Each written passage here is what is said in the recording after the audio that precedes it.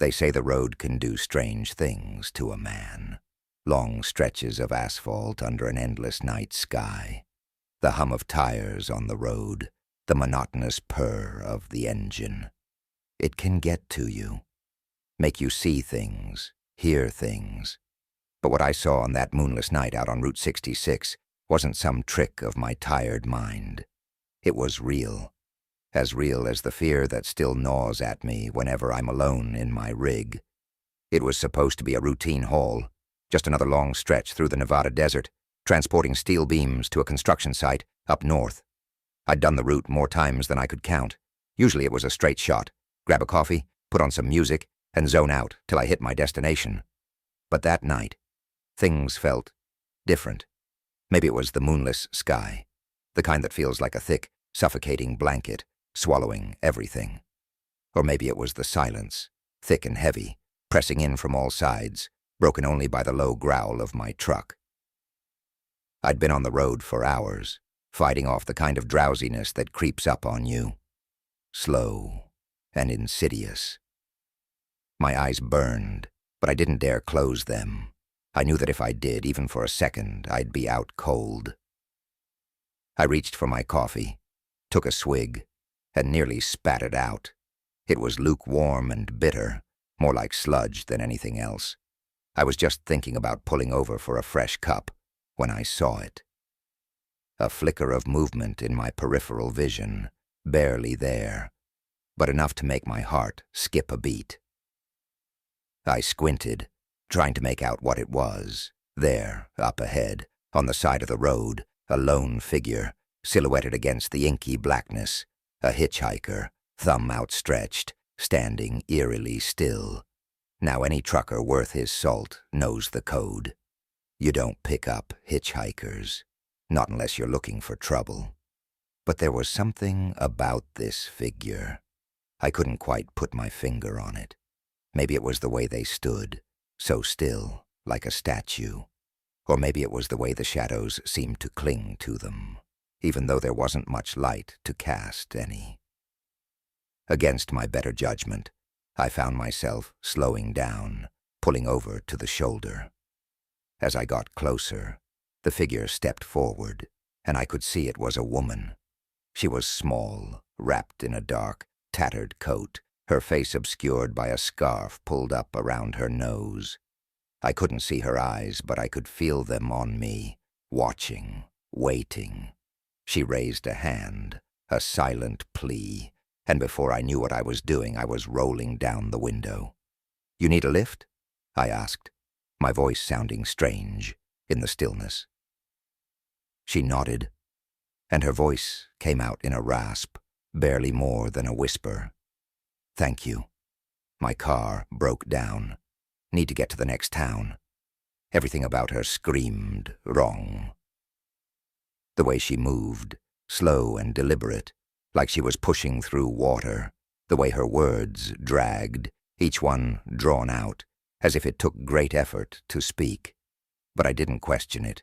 I just unlocked the door and gestured for her to climb in. As she settled into the passenger seat, I felt a chill run down my spine. She didn't say anything, just sat there, staring straight ahead, hands folded neatly in her lap.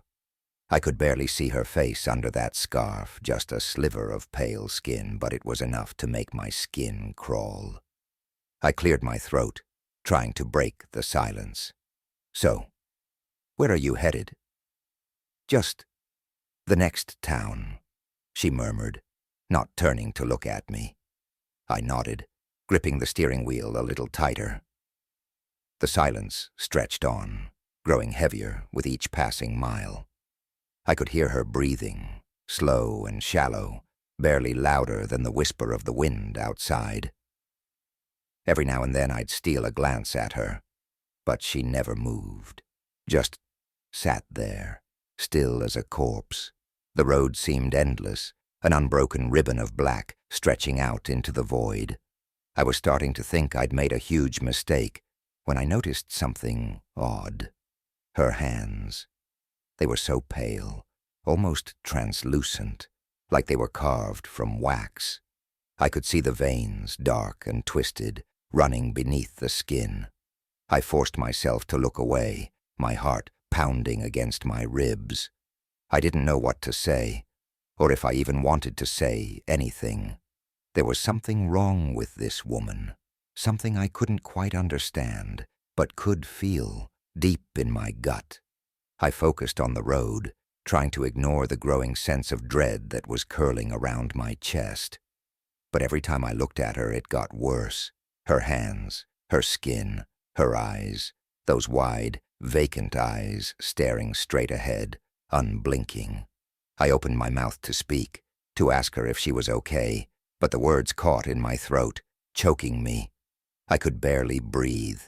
I needed to get out of that truck, to get away from her. Finally, I spotted a rest stop up ahead, just a small empty lot with a few picnic tables and a flickering street light. I pulled in, the engine rumbling to a stop, and turned to her. "You want to stretch your legs or something? Maybe grab some water?" I stammered, trying to keep my voice steady. But when I looked at the passenger seat, she was gone. My heart dropped into my stomach. The door was still locked, the seatbelt still buckled. There was no way she could have gotten out. I scrambled out of the cab, my hands shaking, and started searching the rest stop. I shone my flashlight over the empty tables, the trash cans, the shadows stretching out into the darkness. Nothing. No sign of her.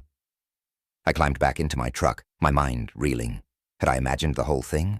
Was I so tired that I'd hallucinated an entire conversation with a ghost? But as I settled back into the driver's seat, I noticed something that made my blood run cold. There, on the passenger seat, was a scarf. The same scarf the woman had been wearing, dark and frayed, smelling faintly of something I couldn't place. Something old, like dust and decay. I grabbed it, my hands trembling, and shoved it into the glove compartment, slamming it shut.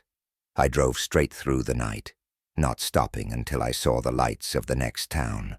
I don't know what I saw out there on Route 66, and I don't think I ever will. But I haven't picked up a hitchhiker since. Some things you just don't mess with, and whatever that was, I'm not sure it was ever human. I've been driving trucks for 25 years.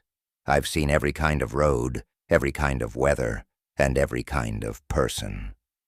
But that night, somewhere on a desolate stretch of highway in Texas, I experienced something that I'll never forget. I had been on the road for over 10 hours straight, hauling a shipment of freight from San Antonio to Houston. The air was thick with humidity, the kind that makes your skin stick to the seat and your eyes feel heavy.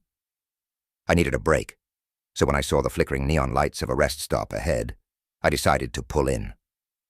It was a small, run-down place, one of those stops that looked like it hadn't seen a fresh coat of paint in years. But I didn't care. I just needed to stretch my legs and maybe splash some water on my face. As I parked, I noticed a lone tanker truck at the far end of the lot. No sign of its driver. The place was eerily quiet, with only the faint buzz of the fluorescent lights hanging overhead. The silence felt unnatural, like the world was holding its breath. I tried to shake off the uneasy feeling and headed for the restroom. The moment I stepped inside, I was hit by the stench of stale cigarettes and bleach. I ignored it and went straight to the sink, splashing cold water on my face. As I looked at my reflection, I heard it. A low, guttural growl. I froze, my hands are still dripping. It sounded like it was coming from one of the stalls behind me. I turned, glancing over my shoulder. There was a stall door slightly ajar. It was dark inside, but I could make out something, a shape, something large, covered in matted fur, crouching in the shadows. My heart skipped a beat. Every instinct in my body screamed at me to get out of there. I didn't waste any time. I dried my hands, keeping my eyes on the stall, and backed out of the restroom. As I walked briskly across the empty lot, I could still hear the growl echoing in my head. I jumped into my truck, started the engine, and hit the gas, barely remembering to check the mirrors. The road stretched out before me, dark and endless. I told myself it was nothing, maybe a stray animal that had wandered in. I was tired, maybe even a little delirious. But as I looked in my side mirror, my blood ran cold. The tanker truck, the one that had been parked at the far end of the lot, was pulling out behind me. My hands tightened on the wheel. I sped up, my heart pounding.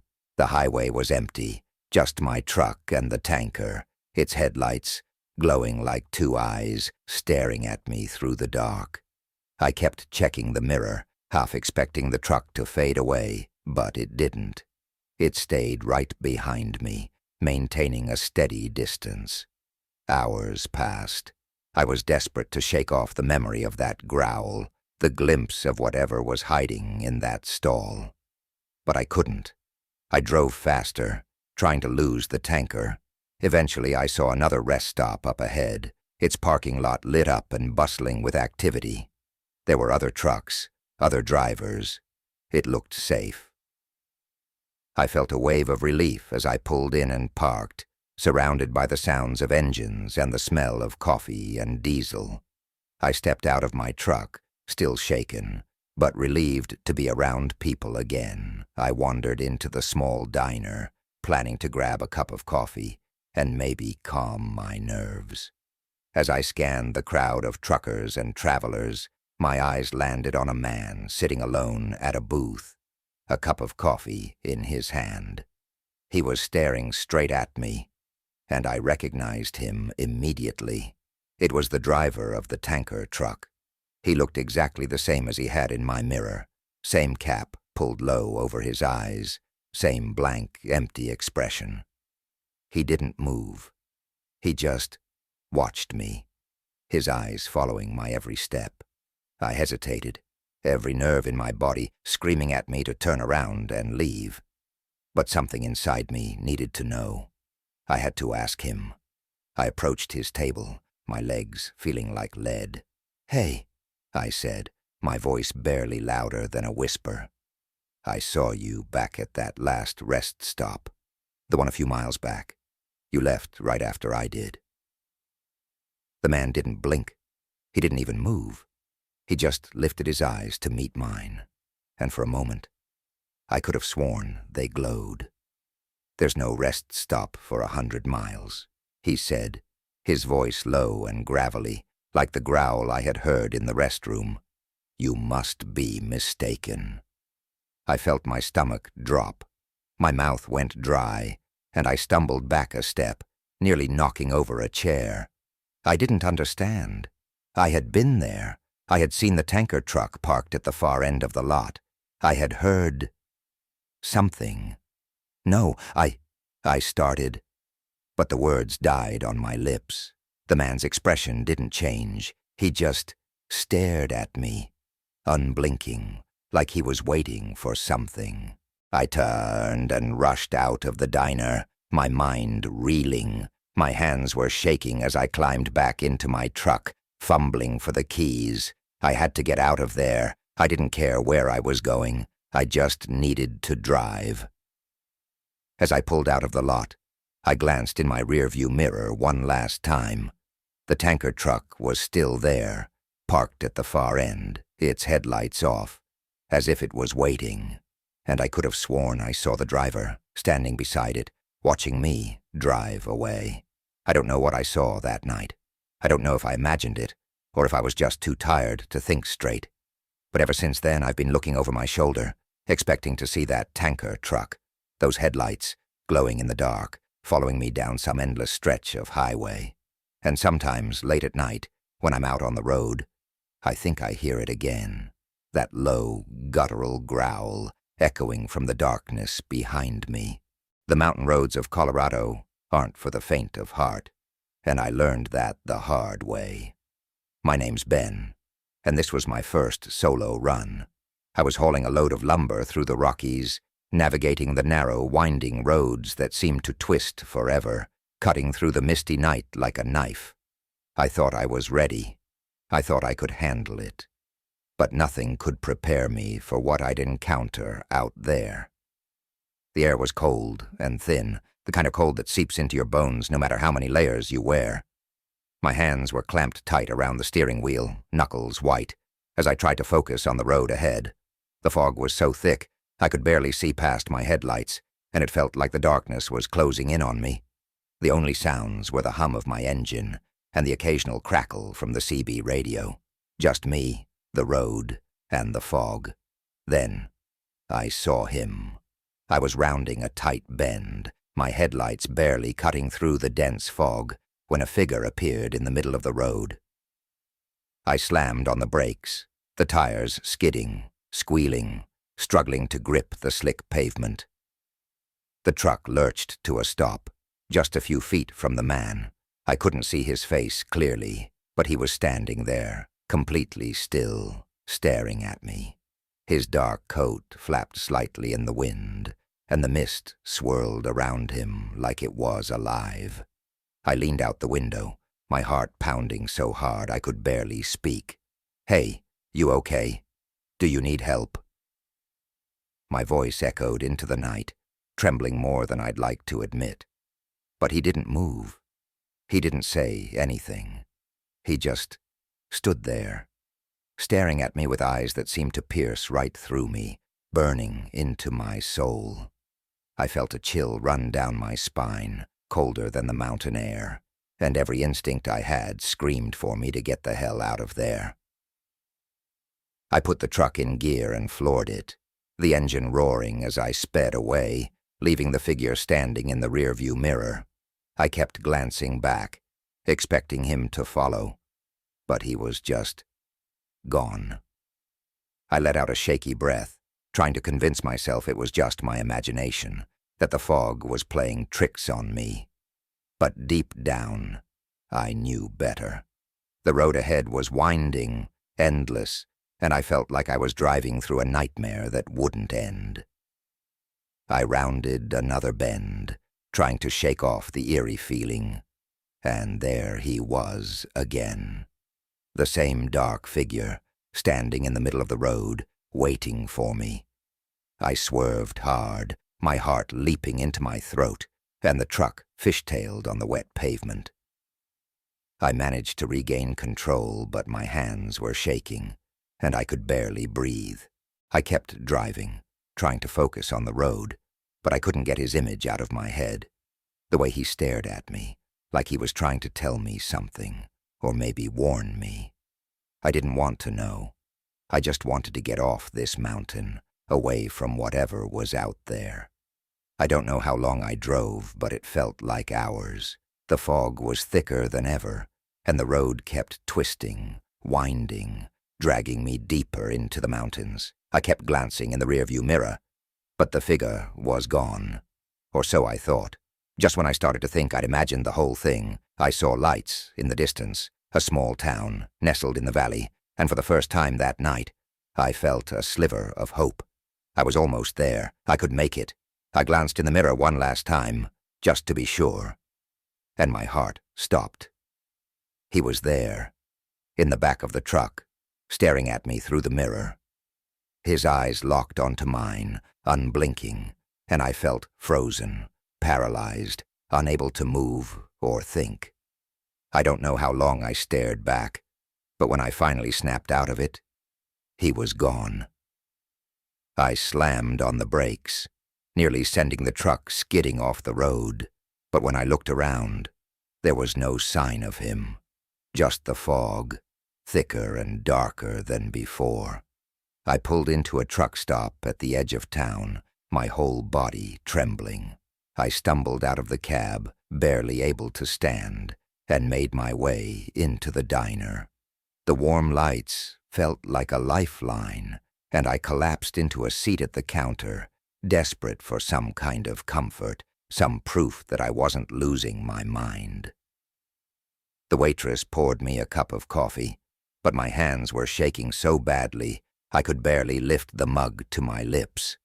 That's when I heard a voice next to me, low and gravelly.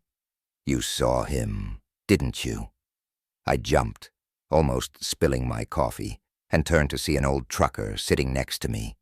He was staring out the window, his face weathered and worn, like he'd seen too many things he wished he could forget. "Who?" I asked, my voice barely more than a whisper.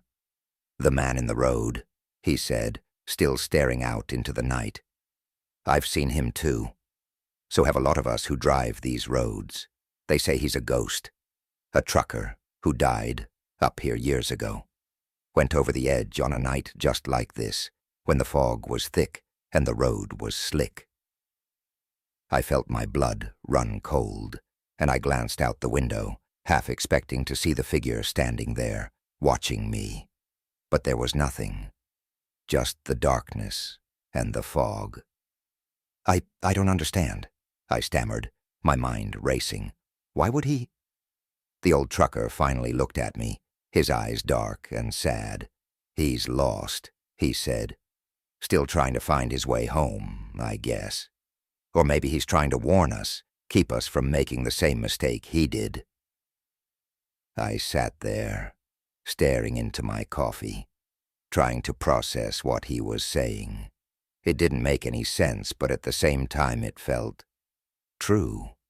Like I'd seen something I wasn't supposed to see, something that had been haunting these mountains for years. I don't know how long I sat there, but when I finally left the diner, the fog had lifted, and the road was clear.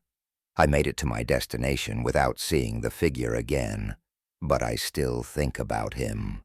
Every time I'm out on the road, I check my mirrors, half expecting to see those eyes staring back at me. A silent warning from the ghost of the Rockies. Because out there, on those dark, winding roads, you're never really alone.